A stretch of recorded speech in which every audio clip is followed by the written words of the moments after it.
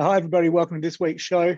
In this episode, I interviewed Tom Moore, the co-founder and CEO of a company WithYouWithMe, an Australian tech company that focuses on getting war veterans and disadvantaged people into jobs. He founded the company in 2015, and the company now employs over 450 people globally and has got a vision to solve underemployment across the world and eliminate the résumé. With the mantra of potential over experience, WithYouWithMe have helped over 20,000 people find work and full-time jobs.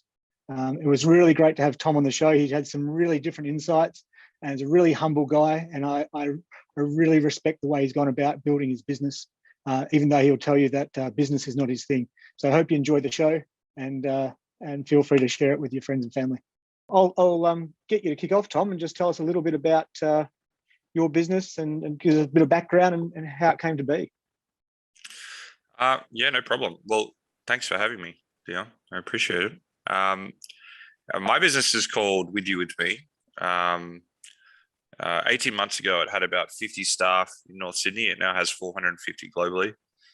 So we're at a high growth trajectory, which is quite exciting. And our company's vision is to solve underemployment.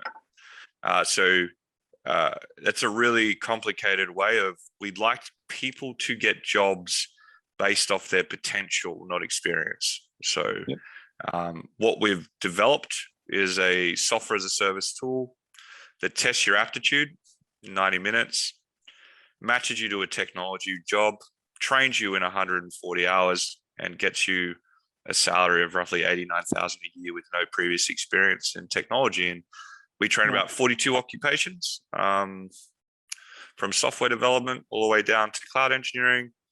And the reason we started the company is we got out of the army and no one wanted to hire us.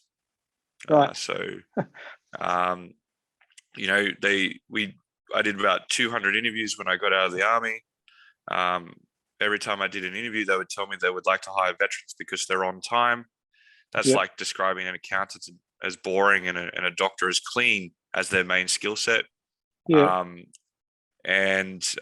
we found that there was a significantly high veteran unemployment rate, and that most ways of getting a job was still through the résumé, which was invented by Leonardo da Vinci in 1492 to get money out of a rich guy to do artwork. So he invented the pitch deck, which is being used to categorize people. So we worked out that if we wanted to help veterans get meaningful work, give them tech skills that no one else has, and then over the last 5 years, we've built a software as a service technology that can produce that person at no cost to the individual. So we don't charge a veteran a cent.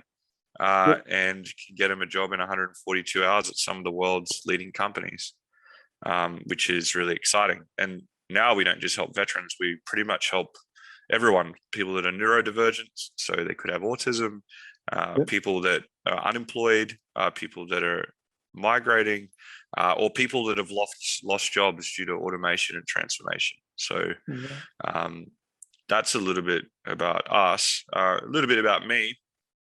I was you got a military background, right? Yeah. My family came to Australia on the Second Fleet from York as convicts. Okay. Which means we've been in Australia for a long time. We've served in the British Army and Australian military for close to 300 years. So that means that if you were a male in my family and you wanted a Christmas present, you were joining the army at 18. So glad to join the army at 18, became a rifleman, then went to Duntroon, and was fortunate to lead a 60-man combat team in Afghanistan at 22 and in 2012 and 13, which I really wanted to do, and it was really exciting. And then unfortunately, I got really badly injured, had to get myself walking again through 12 months of rehab, and then got medically discharged. So I didn't want to get out of the army, but unfortunately, I lost the game of physical being able to physically deal with the environment, which really destroyed me. Actually, it's been a pretty bad transition. And in terms of, you obviously got the military background and probably envisaged you'd stay in the military for most of your life initially, and then that's sort of forced upon you. I just wanted to be a warrior. Yeah, and so you've obviously, business wasn't necessarily in your plans earlier on, but leadership obviously was. Yeah. So, my family grew up in a low socioeconomic area in southwestern Sydney. Everyone on my dad's side, my mum's side's military, on my dad's side are teachers. He was the first person to go into business, didn't get a degree, ended up in sales, and then ended up in Lend-Lease, building and selling shopping centers. So by the time I was 18, we weren't poor anymore. And that means that my first run into business was working in my mum's dress shop selling middle-aged people clothes, which is pretty hard to do as a 16-year-old, 6'3", lanky person. The only way you can sell clothes to people that age is, uncomfortable honesty is probably a good way of putting it. So that was sort of my first take into business. But I wanted a career as a warrior. I personally I struggle with business. You can't touch it. You sort of can't feel it. It doesn't smell like anything. I love building products. Yep. I would say that I'm a poor marketer and I enjoy it, and that I have a real interest in developing people to outrun their potential. Yep. But the main reason that we've built this company is that we just had too many of our friends get depressed and lose their lives. They couldn't get a job. So this has been driven by an obsession to solve a social issue versus probably an interest in entrepreneurship, which has been quite an interesting journey for me. Yeah, okay. So that part of it, the entrepreneur side of it, and as successful as your business may be, that's not what drives you, right? It's all about helping people that you know personally. Yeah, I'm a seldom entrepreneur. Like I have to be one in order to achieve my goal, but I'm not one. I have a real passion for entrepreneurs. After going through this journey, I have the utmost respect for people that start businesses and run them, because I've seen the impact you can have on people's lives that work in them, especially in small businesses that grow quickly. And I find entrepreneurs nothing other than extraordinary people that seem to really keep society together in a lot of ways. But personally, for me, man, I'd rather be running a charcoal chicken and chip shop or making movies. Most of the things I do all day is allocating capital, words, and people. It's a rather boring old deal after you've jumped out of Black Hawk helicopters into Afghanistan. I bet it is. What would you say so you've got that military background? Is that in itself your biggest strength in terms of what you bring to the table to help you achieve what you achieve with the business, or is there an aspect of that, or is there something else that you describe as your business biggest strength?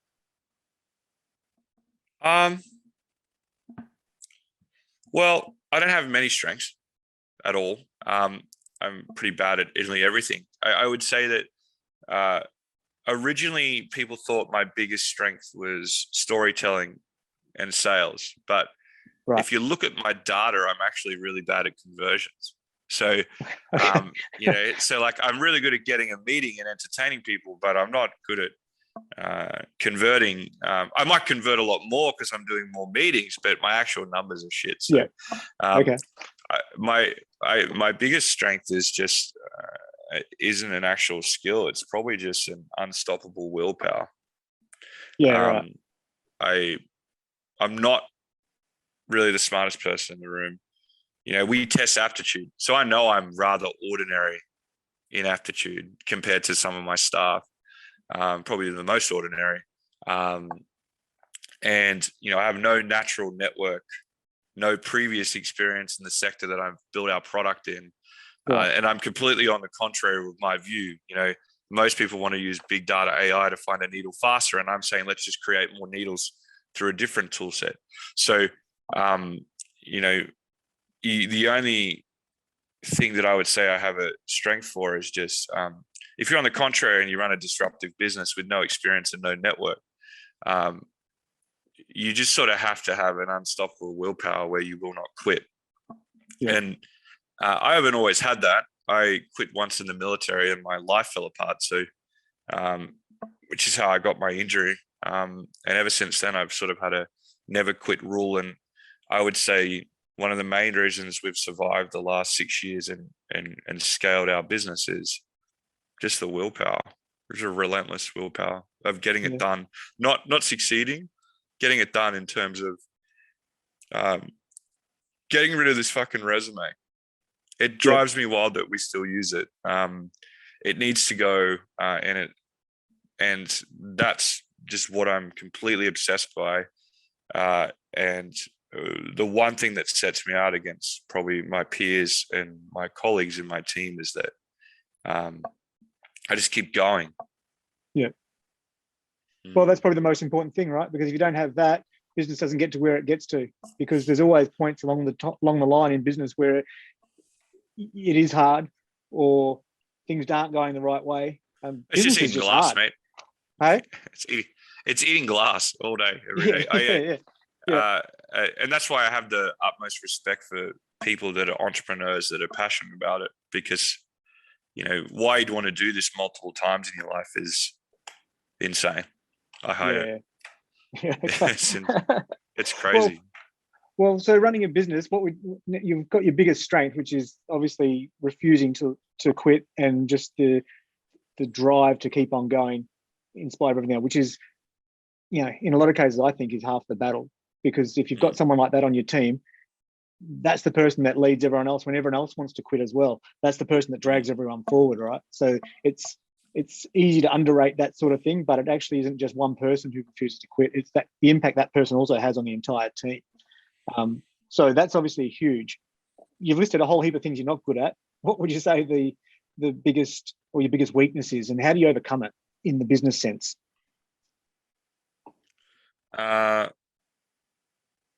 That's a great question. My biggest weakness. My biggest weakness is I can be a complete monster. In a sense that, my last job, I hate injustice, and I grew up fighting and then learning how to fight and then leading people fighting. There are so many things in business that could just be solved with a sword, very effectively. And one of the things I've had to learn, and I'm not sure if I've mastered it yet, is you've got to have a sword, but you've got to keep it sheathed. So it's finding the balance where you're holding back an aggressive an attack on an opponent, an investor or a customer. And the biggest thing that I struggle with is just letting it go. And it can greatly affect my performance and the performance of my team. So I have to go through a constant process every week of realigning myself, that there's something bigger here. It's part of the journey and moving forward. And the other thing that really bothers me is just, I would say is a big weakness, is sort of being more patient with line managers. Those two things. I get frustrated pretty quickly when people don't act in a noble fashion and have bad characters. And in the current environment, you can't be that type of aggressive CEO anymore. Doesn't work. Works in combat. It definitely doesn't work in business. The bureaucracy of of business, which is nowhere near as bad as government, but compared to something that's more straightforward and straight down the line, and more black and white, such as the military, I imagine the business side of things is actually quite painful to have to deal with. The and speed sometimes is seems nonsensical, notoriously I imagine. Nonsensical, isn't it? Yeah. So, like, the military is an esoteric culture where the mission comes first, then the team, then the people. Yeah. And businesses say that their mission comes first, but really it's an egocentric culture where self-interest is valued, and politics are played. So one of the hardest things to get used to is generally in the military, when they say something, they do something. Right? Yeah. In business, they can say something and mean something else. And that can really mess with your character. Yeah. Like it's really, I know that I need to deal with what I have to get to solve the problem that I care about. Yeah. And unfortunately, I don't care much for material things. So the army gave me a perspective that I could live in a hole, and the best thing I could ever have in my life was wicked wings from KFC, which is great. It means that you value humanity in a way that most people maybe won't get the chance to. But the negative of that is, at least if you cared about money, you could be like, I'm dealing with these people because I'm making more money. For me, I can't process that. So it actually makes it harder to be a CEO as the business grows. Like I know I probably won't be a CEO when our staff gets over 1,000, because you have to be way more agreeable in order to get the business to achieve its next target. And if I'm more agreeable, I get more neurotic. Like it's just like, this is just a waste of time. What are we doing this for? It just seems ridiculous, doesn't it, with that type of thing? And people ultimately are not all, doesn't matter what happens in any industry, they're not all going for that same mission. They've all got their own agenda first and foremost, and that is difficult to understand, because, well, not understand, but it is counterintuitive when you feel like everyone would be on the same page because they believe in the same things. It's not necessarily, and often isn't, the case. I find it interesting what you say about the wanting to be more direct with things, and sort of, I know in my younger years, and I come from country WA, where things where we grew up was in a pretty rough sort of neighborhood, and so it was not dissimilar to what you're sort of describing from a background point of view. And when I was younger, you'd see situations and you'd just sort of let fire first with what was real. And as you go into business, you realize that you've got to have more tools in your belt than just coming straight out and saying it. And I just ended up coming to the conclusion that I can always smash them later, but if I smash them straight up, I've lost the opportunity to have a more soft approach. If that makes sense. It does. Like one of the things I really struggle with is the lack of confrontation around performance. So, if you fail your mission in the military, you fail. It's pretty black and white. In business, people fail, and they're worried. They're more worried about how people would respond to them telling them they've failed, versus actually confronting them and then telling them the skill that they're missing. So in our business, we have a value called be transparent. And every 6 weeks, we run a transparency session.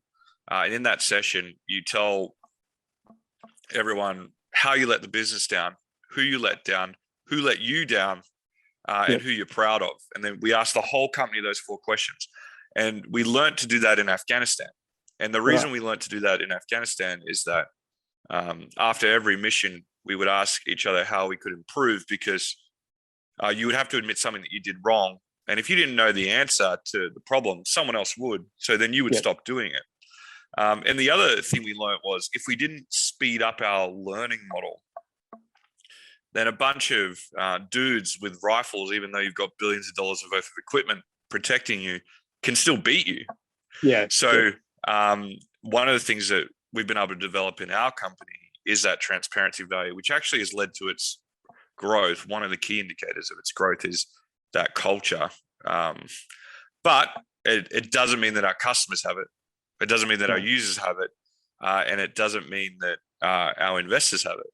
So, Tom, you Tom, know, is that difficult for your staff to adjust to, something like that, where, especially in this day and age, a lot of people are, I'll say they're a bit softer than what they probably once were, or a bit more sensitive in some regards. Do, do you find that difficult for people to accept that level of accountability and openness? Extremely. Or is it just an adjustment? Well, depends on how strong your ego is. So, right. You know, to give you a few numbers, 75% of our staff, 450, have never had a business or tech job before. This is their first job. Right. So if you're coming into our business and you've had some experience, you've got to be okay with the idea that this business has had 13,000% revenue growth, 569% revenue growth, 469% revenue growth this year. And none of us know what we're doing. So, you know, like, you sort of got to take into account that maybe everything you've been a part of was sort of wrong. And the skills are valuable of what you've learned, but maybe not the specific experience. You know, maybe, you know, is something. So what we do is, in order to lower this risk, is we do something in our hiring process called what we call a culture fit interview. And we test your personality, because we have our own aptitude and personality testing as part of our product. And we have barriers that people can't go outside of, like that. So we believe in potential over experience, but not everyone can potentially work it with you, with me. It's a pirate ship that's going into space at speed with astronauts that have never been a pirate or been on a spaceship before. So you've got to be okay with the uncertainty. So what we do is we do a culture fit interview, and what we ask you in that is really just one question: what can you add to the culture? So not how can you fit our culture. And that interview is run by two people. It's run by someone that's been in the business a long time and someone that's new to the business. So you could be getting interviewed by someone that's been in for 6 weeks. And we actually got it from the Mongolian Empire. The way the Mongolian Empire scaled was, what could you add to our society? And even if you couldn't add anything, they eliminated you, which is terrible. We're not going to do that. I can imagine. It's very different to the Roman Empire. And then what happens is we run about a 2-week onboarding, where we actually we give you a problem that the business is facing, and you have to solve it. And it's not like a team building activity. It's actually a legitimate problem. And this year we invested about 4 million into these problems that have generated this upside. So very quickly you figure out that you're getting deployed to solve a problem, like we've done in the military. So what you'll find in that process of solving something quickly, seeing it invested in, and seeing it out in the product, is that people's whole work persona resets. And then it takes roughly maybe 3 months to get used to the transparency, like on average. And if you've got a bit more experience, probably 6 months, and probably 1 in 6 will self-select out. Oh, really? It's I would have thought it'd be higher than that, but that's because used to be. Yeah, okay. Used to be much higher. What we worked out is we weren't hiring the wrong people. We weren't getting them ready for it. Like it did. Like you could still get people transparent without, negging them into non-existence. Like, so the military has an interesting way of teaching you differently. It's like you get all your privileges removed day one, and then you got to earn them back. And you earn them back as a team, which means you change your whole way you operate with people, and you put other people first, because there's there's an incentive to do that. So, we've changed the way we've onboarded and upskilled our staff to perform, and it means that we now have a more diverse culture at our firm. And a good way of describing it is a cross between warriors, teachers, and technologists coming together. So, it's pretty fascinating to see it play out, actually. Okay. In terms of the business, what would you say the best decision you've ever made is, and why? And maybe it's just setting up the business. I don't know. I probably wouldn't do this again. Look, the best decision I ever made, although on the surface it looks like a bad decision, was going to America with $2 million. It's hard to sell a disruptive novel product in Australia. The actual biggest buyer of Australian tech companies is the federal government, followed by the New South Wales government.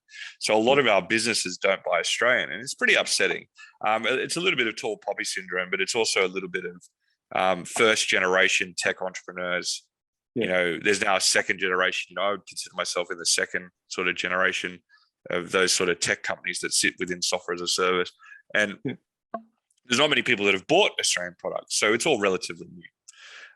So you sort of have to go into the unknown to figure it out. We went over there with 2 million, no network, staff didn't perform. I was a bad CEO because staff didn't perform. Pretty much burnt all of our cash. Did 197 flights in like 12 months, and and got down to our last $22. This was best decision, right? Yeah. And then the last quarter, we signed a $120 million contract with the Canadian government and won the US Air Force against 396 firms. And then I came back. I had to be the CEO, the CFO, the COO, the CTO, the head of product, the head of sales, and I had to rebuild the business because of the risks I took. But we wouldn't have a company if I hadn't taken that risk. So it validated our total addressable market. It provided us a substantial path to raise capital by being able to get that type of penetration in a large foreign market with no, background, skills, or experience in. And when was that, Tom? What year was that? Oh, about 18 months ago. Okay. Yeah, 18 months, 2 years ago now. And although on the surface, it was an absolute tortured experience, I would say as a CEO, it validated that people wanted the vision, wanted the product outside of Australia. It improved my management skills because once you go through that black hole of a company and you come out the other side, you know where you stand, you know what the business needs. You learn how to run a profitable business. You learn how to build investor dynamics, and you've got leverage, right? Like, there's not many companies that have been able to close a deal like that in their first 4 years of operation. With a foreign government in a pandemic and at the end of runway. So although on the surface it was an absolutely terrible experience, and it's probably going to give me trauma for the rest of my existence, way more trauma than anything overseas in Afghanistan.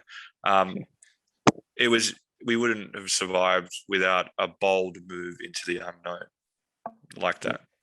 So now you've got customers obviously all around the world, or is it just in North America? Or we've got a lot of customers in Australia.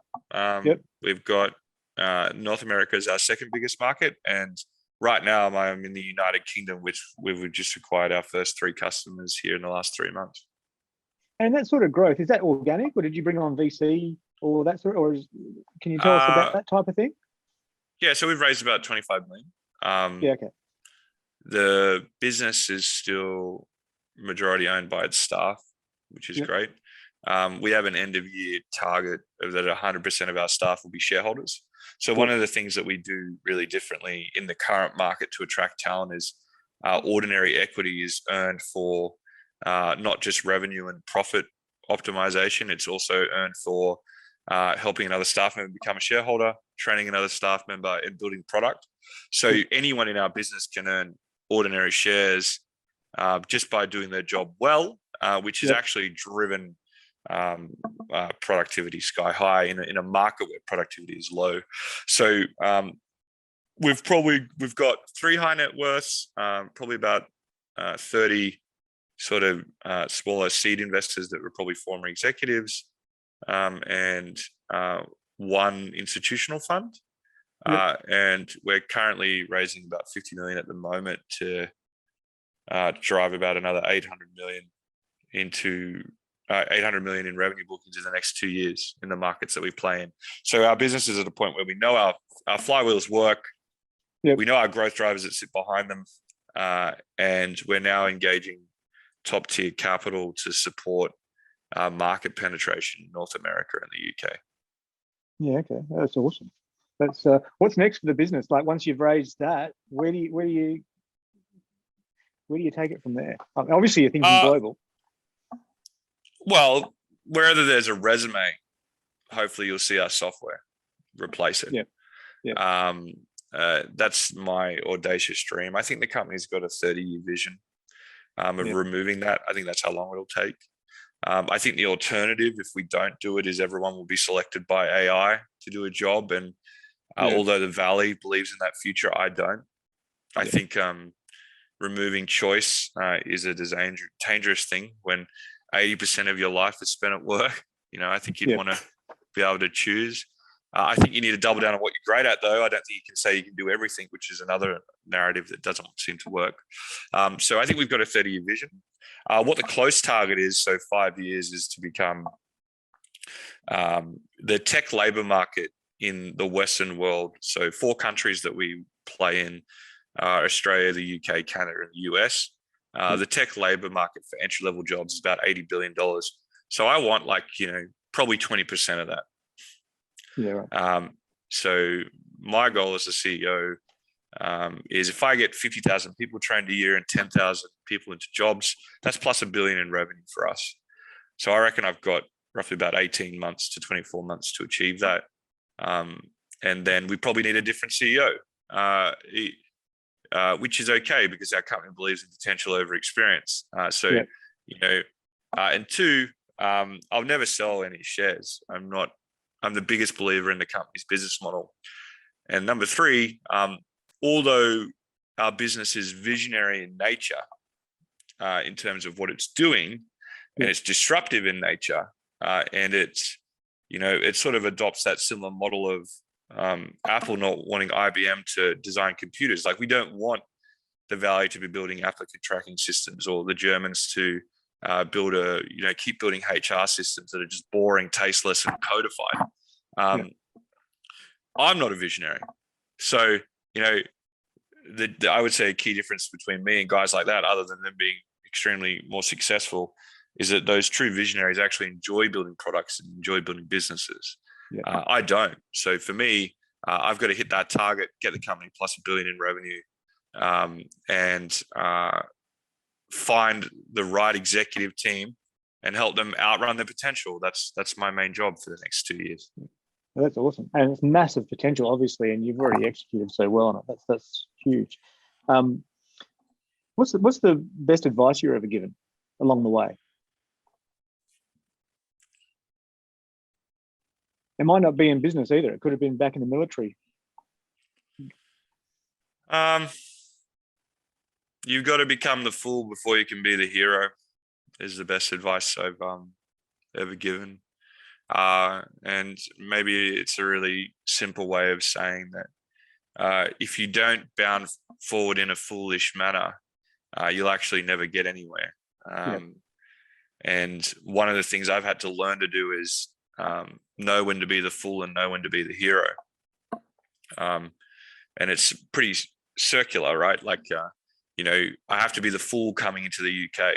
I can't know everything. I have to make some mistakes. I have to be okay with making mistakes. I have to show the company that it's okay to make mistakes. And if I do all those things, I can become the hero. So one of the biggest things I've learned in this business is if you hire 75% of your staff that have never done it before, you have to allow them to fail until they question their ego. That could take an extraordinarily long time. And if you want to maintain your growth trajectory, you have to pick up the slack for them failing in order to keep hitting the KPIs without having a go at them, because then they'll never get there. So the biggest thing I've ever learned was that. I learned it as a soldier, learn it again as an officer. I probably learn it maybe once a quarter in just personal life. And I think a lot of CEOs really aren't clear how many mistakes they make. Whereas even in my shareholder reports, I start with here's all the things I did wrong this quarter, every shareholder report. Yeah. But that's part about being accountable, and that's part of just making mistakes and being comfortable with it so you can learn, right? And it lets people learn, because if you've got someone looking over your shoulder all the time, and judging every single mistake negatively, people are just going to go back in their shell. Yeah, definitely. From a business perspective, but it might again just be in life in general. Who's a business person or a person that inspires you the most, and why? The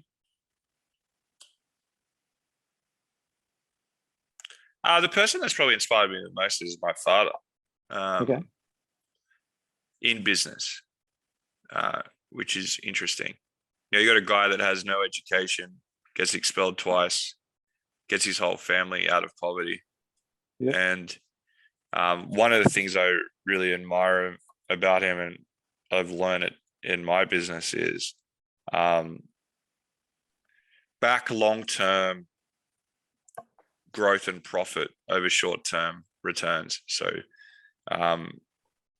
he's taken bold bets on things for the long term and then stood by the people he's done it with, which is really interesting.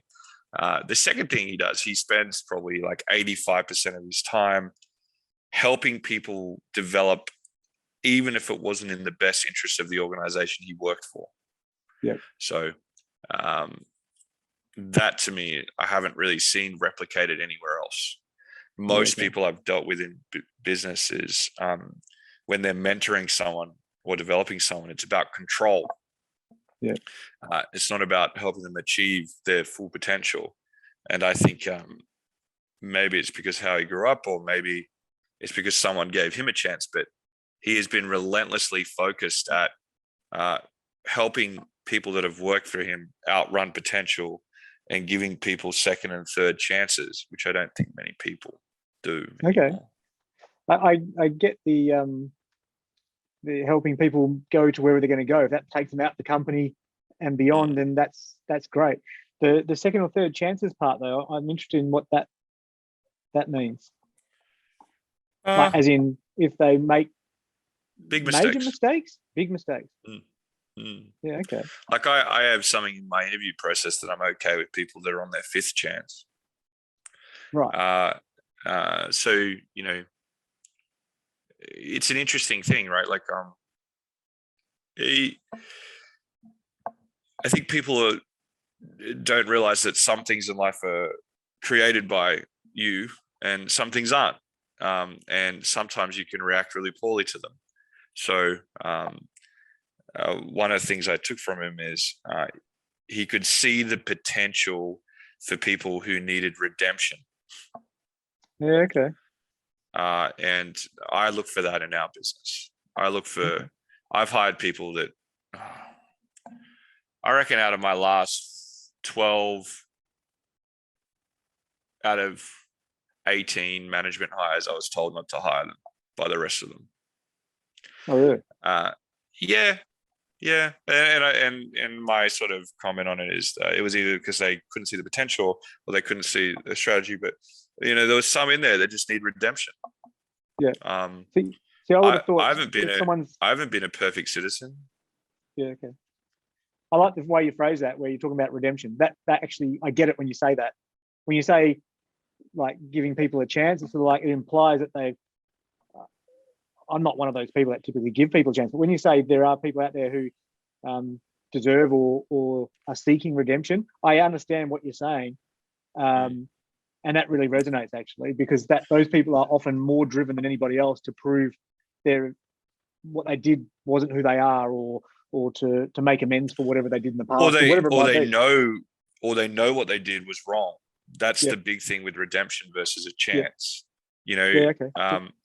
Generally they've had the now self-awareness that they've got to make it up for their tribe, their community, and their own well-being. So I'm a big believer in that. I've seen it work too many times, and to be frank, like there's been moments of my life where I've been a terrible person. Yeah. So I like it. It gives me food for thought. A couple of questions just to finish up on. Do you read business books? And if so, what's the best book you've ever read and why? And it doesn't even have to be business. I know you're not a fan of some of the business best stuff. business book I've ever read is Marcus Aurelius's Meditations. Right. and that might not sound like a business book, but the dude wanted to be a philosopher and he had to be emperor. Yeah. So the whole book is about how to deal with dysfunctional management. It's supposed to be written like a stoic story, but really it's like I fucking hate my job. I don't want to be the CEO. They're making me be the CEO. Here is how I deal with this being the CEO. And like this, the start of the book pretty much is every day I wake up and deal with idiots. So, that's just life. Every day you're going to wake up and deal with idiots. So I've actually found that book to be really great. The second book I found that was absolutely brilliant was, I think it was Walter Isaacson or Jacobson. I can't remember his last name. His book on Steve Jobs. Walter Isaacson. Yep. Brilliant. Yeah. His book on Steve Jobs is brilliant. That was fascinating. The last one, Andy Grove, high output management, Intel guy. He's exceptional. So, that was one of those true guys that understood that people were assets, but still knew that you could put them in a factory-like scenario and they could enjoy their work, which is quite interesting, I think. Yeah. No, they're all awesome. All awesome books. Most of the ways I've learned business is from YouTube. Like, oh, really? Staying ahead of the class, like it'd be like, all right, how does microservices cloud architecture work? All right, let's just look that shit up on YouTube. That's pretty much it. Like we haven't got any skills here. So we've had to learn to literally look at YouTube and watch it. Perfect. I mean, you can do that these days, right? If you do that, then all we had no other choice, mate. We got no time to do an MBA, Yeah. And well, as someone who's done one, I think they're a waste of time. So you're better off with YouTube. Fair enough. What's your favorite quote on business and leadership and life? You got a favorite quote or something you live by, a maxim? My favorite quote. Well, I got two, but one's probably more interesting, which is Dostoevsky once said that every man is responsible for themselves and every other man. So it sort of leans into our business model, right? We've built a social impact business. We care. We're a citizen before an entrepreneur. And to me, the biggest effect you can have on you can have is by helping people outrun their potential. So it sort of sums up that you've got to help yourself, and by helping yourself, you've got to also be responsible for others. The other one is Vincent Van Gogh, where he says, I dedicated my life to my art and I've lost my mind in the process. Like I'm a highly creative person, and I would say running a business has helped me completely lose my mind in the process of doing it. Like it's an absolute obsession. You'll probably notice I've got like a super fat head. It's because I didn't always have this. If you look at me in the military, I look pretty different. It's because my body produces absurd amounts of dopamine now. Which is the adrenaline that comes from, I guess, running a high growth tech startup 100 hours a week. I was going to say, what's an average day, average week look like for you then, if you're talking like that? I work about 4 a.m. to 10 p.m. every day. Yeah, right. And is that because you have to, or because you love doing what you're doing, or believes, or the mission is that important? It's a combination of three. One, it's the redemption. The mission is that important. I need to solve the problem to make up for my sins, which I would think is the biggest one. The second one is I'm not good at anything. So you got to work harder. I'm sure that's not true, but well, it's real basic. It's like, all right, so you're not good at anything. You got to work harder. So if you want to stay the CEO of a company on a trajectory like that, going from 50 to 500 is like going through 3 different types of business in like 9 months. So you've got to stay ahead of the curve. I had to master product. I had to master marketing and packaging. And because if I don't, I can't hire the right person to do it. So I don't know what to look for. And then the last thing is like, I've got extremely high conscientiousness. It's like 97%. So whether I'm working here or I'm cutting down trees, I'd still be working the same hours. It's just in my nature. I'm not. My body isn't interested in leisure. It's fascinating, which may be a really good soldier because I could stay awake for a long time. Yep. So, we have a rule at our company called tools down, and I don't know. One of my flaws is I don't abide by it. And if anyone says that to me, I just yell at them. It's not what I'm interested in. That's fair enough. You got to have your own set of rules when you see. It's got to have. At least a couple of small perks, right? Well, yeah, they're our company's principles, so they're written by staff, and I'm like, well, I remember that I was the 7th employee, even though I worked in the business the whole time because I didn't have a contract or actually like you guys didn't even treat me as an employee, even though I was the CEO. So, I sort of use that against them quite a bit. But I think no matter what, I would be working this hard. And just the sheer nature of the problem and how it's affecting people means that I'm working this hard and still dealing with the bullshit of working this hard, which is, but I don't believe I can do it forever. I reckon I've only got about 2 more years at this speed. It's not tenable. Yeah. And then it's a matter of a new CEO at that point, and then you're doing wherever you see yourself fitting best. Well, I'd love to run a charcoal chicken and chip shop. I feel like that's it's all about the salt, Dion. I get that. I worked for my dad on a shovel when I was about 18, and that was the most fun and the best job I ever had, except he didn't pay me very much. So I had to go and do something different. But I get the idea of different type of work that is actually enjoyable. Definitely a new CEO. I have no interest in being a tech autocrat that runs a company for 30 years. It's not in the interest of our potential over experience model. I don't think I have the skills. And the company becomes more bulletproof if other people can grow it.